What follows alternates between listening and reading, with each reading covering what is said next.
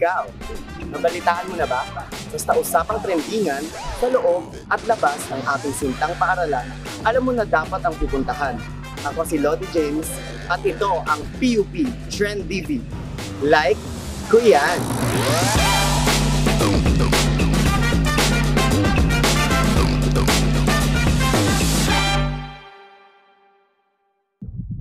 Magandang araw sa inyong lahat, mga kaisko at kaiska. Kumusta kayo dyan?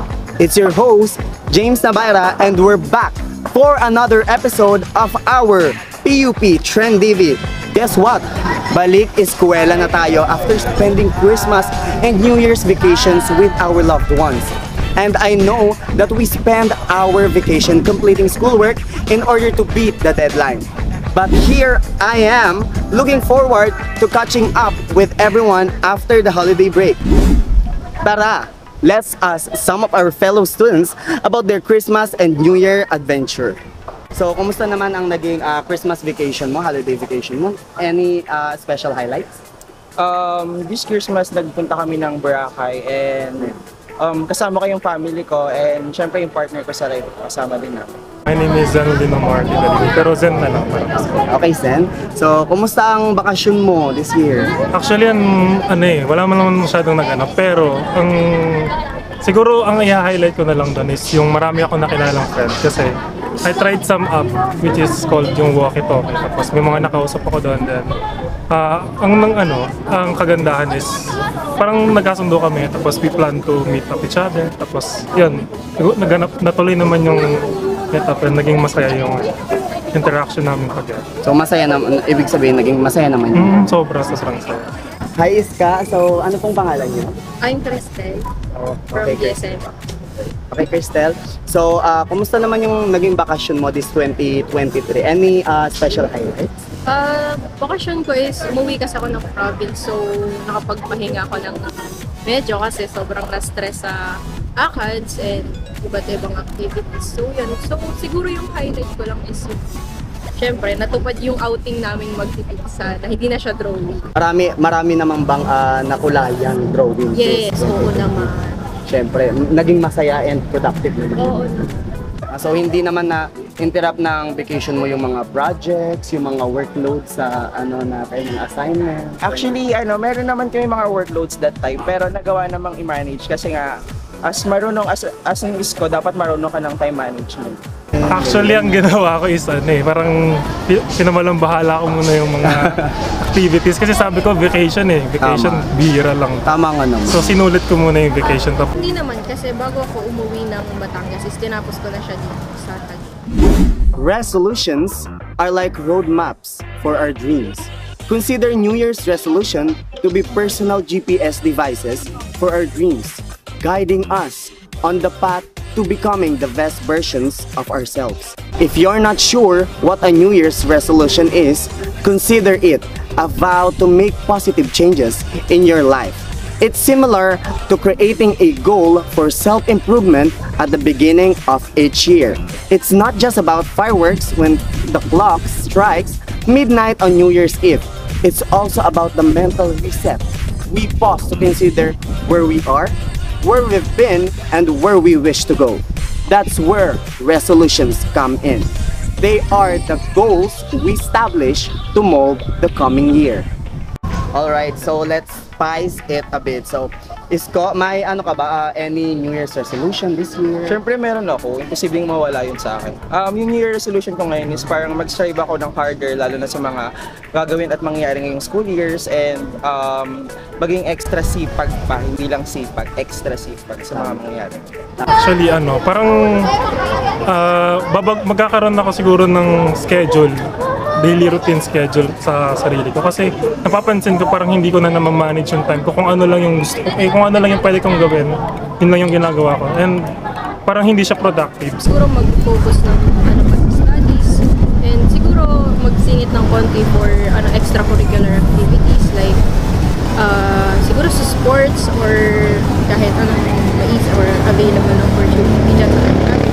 Yun lang siguro and siguro mas mag-focus sa mga weakness ko sa mga subjects.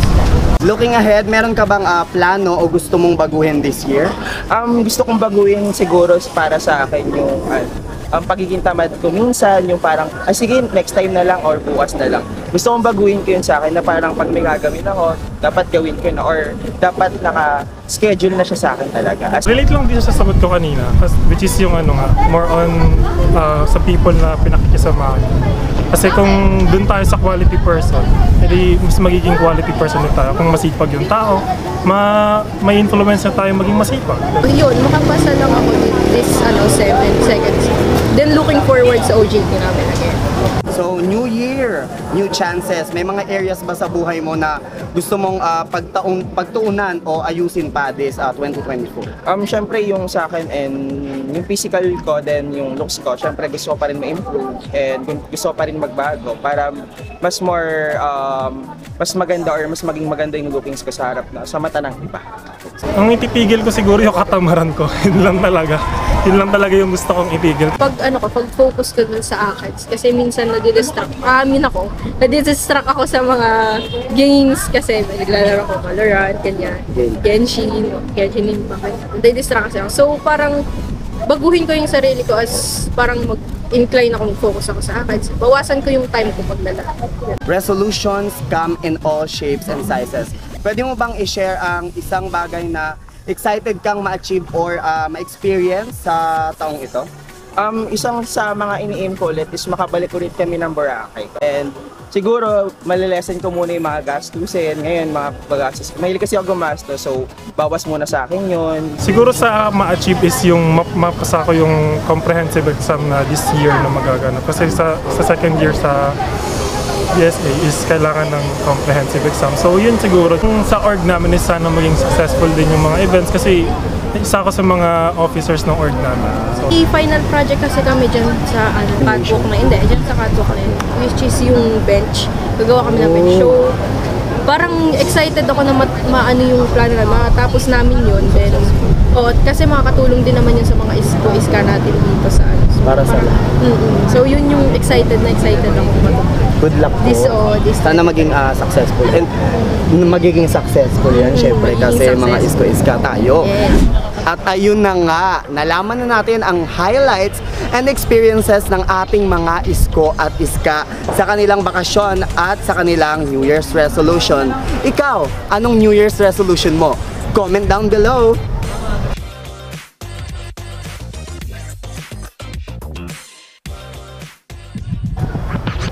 Siyempre, hindi tayo makapapayag na matatapos ang episode na ito na walang fun and challenge.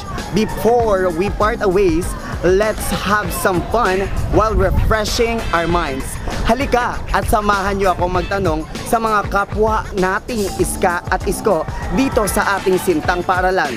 Gaano nga ba nila kakilala ang ating Sintang Paaralan? Magsisimula po tayo kay Kuya. Ano pong pangalan niyo? Brian, kay Kuya Brian. So, ang tanong po is about sa trivia sa PUP.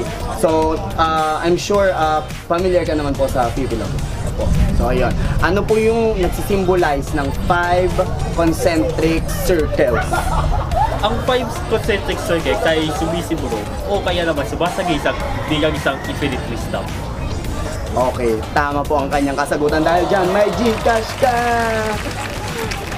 Dumako naman tayo sa pangalawang katanungan ng ating PUP Trivia. So, hi Isko, ano pong pangalan niyo? Carl Andre Pacardo. So, from what course po kayo? BSME. BSME. So, may katanungan lang po kami about sa PUP Trivia. Ang tanong po is, kailan naganap ang The Festival of Lights dito mismo sa open ground ng PUP Taguig? December 6, 2023. Tama! So, tatanungin naman natin si Kuya. Ano pong pangalan nyo? Brusteng po. As from what course po? BSID po. Okay, so tatanungin natin siya ng trivia about sa PUP. So, ang katanungan ay how many pillars do we have in PUP? 10 pillars po. Okay, so tama siya. So, ano pong pangalan mo, Kuya? Ako si John Iverson Santos from BSIT Lagos. Nax the one. So, ang tanong namin is about sa Christmas Station ID. Familiar ka naman doon? Sino ka pa? Meron naman. Dancer ka pala eh. So anong title nung Christmas Station ID na ginawa namin? Kasama kasi ako doon ng mga students ng PUP Taguig noong last December. Nakakalimutan Anong na. title noon? Pasko. PUPT yan. Nakala! Tama ang iyong kasagutan, kuya. Dahil dyan may Gcash ka. Dumako naman tayo kay ate na, ano pong pangalan niyo? Jeremy Julia Zico. From what course po? BS Editing.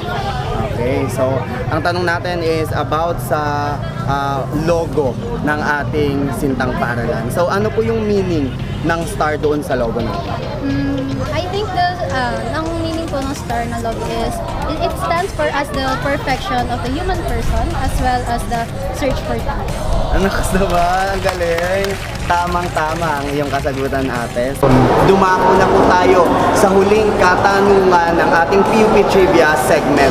So, let's first know their name. So, ano pong pangalan niyo? Ikaw po? Susi. Ate MJ. Ikaw po? Marian. Ate Marian. So, what course po kayo? BSIT Laderay. So, magtatanong na po tayo ng about sa history ng ating Sintang Paaralan. So, ang katanungan ay, what was the name of the Polytechnic University of the Philippines or PUP when it was founded on October 19, 1904? So, kayo po muna. Any guess po? National Business School in malapit na pero hindi pa rin. Kayo po? International Business School. International Business School. Hindi pa rin malapit na. Philippine May business pero hindi pa rin. Kayo po? Manila Business. Manila Business School is the correct answer. Thank you very much po. Again, that's it mga scholar ng bayan for the second episode of our PUP Trend TV. This is Lottie James, and before we concur this semester together, please like, share, and subscribe to the PUP Trend TV Facebook page and YouTube channel to receive updates on the next episodes. See you on the next episodes. Bye! Ikaw, nabalitaan mo na ba? Basta usapang trendingan sa loob at labas ng ating Sintang Paaralan, alam mo na dapat ang pupuntahan. Ako si Lottie James at ito ang PUP Trend TV. Like ko yan!